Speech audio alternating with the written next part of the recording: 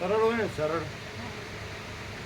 જેનું પ્રભુ સરળ હૃદયનો માણસ હોય ને, સીધો સાધો, આપણે એને કે નિશાળેથી નિસરી જવું પાંચરું ઘેર, એને તો અહીંયા આમ પરમ અમૃત લાગે, એટલે આમ પરમ આનંદ, એનું દિલ ખુલી જાય.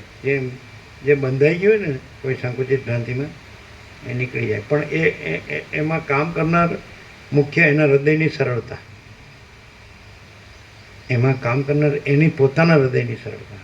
પોતાનું હૃદય છે એ કોઈ ગ્રંથિમાં જડ થઈ ગયો ને એટલે આનો અનુભવ હોય, અને કોઈ ગ્રંથિમાં રૂઢ જડનું થઈ ગયું ને ખુલ્લું, એમ કે જો હે સો હે, જેવું છે એવું અનુભવતું હોય કે ભાઈ આ સૂર્ય છે તો સૂર્ય છે, આકાશ છે તો આકાશ છે, વાદળ છે તો વાદળ છે, વૃક્ષ છે તો વૃક્ષ છે, પશુ પંખી છે પશુ પંખી છે, પૃથ્વી છે તો પૃથ્વી.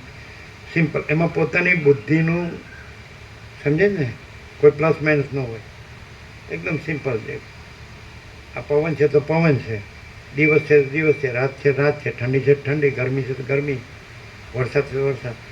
પણ એમાં પોતે જે આમ વધુ ભણ્યો એવું ભર્યું ન હોય ને તો એને સીધું જ આ ભેદાઈ જાય દ્રશ્ય, અને સીધો જ અનંત પ્રકાશ, અનંત આનંદ, અનંત શાંતિ ખુલી જાય.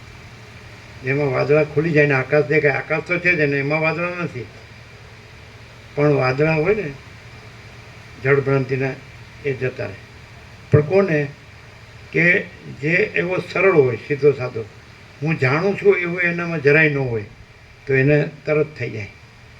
અને હું જાણું છું એવું હોય ને એ નડે. એ જ વાદળા છે, સમજાય? ખ્યાલ આવે ને? એ જ ગ્રંથિ છે. આમાં જો ગ્રંથિ ભેદ આવ્યું ને, જળ ચેતન ગ્રંથિ ભેદ, એવું તો શબ્દ જ્ઞાન છે જડતા છે, બુદ્ધિ જ્ઞાન છે જડતા છે, બુદ્ધિ અવિદ્યા છે. એટલે એ બધું ન હોય, આમ સીધો સીધું. એને એમ કહે કે આ તો બધું શું છે કે આકાશથી પણ મોટો આખો અનંત પ્રકાશ છે, આગળ તો ચૈતન્ય પ્રકાશ છે, તો એને સીધું જ ખુલી જાય. બીજું એનું હું આડું ન આવે ને એને સીધું હોય.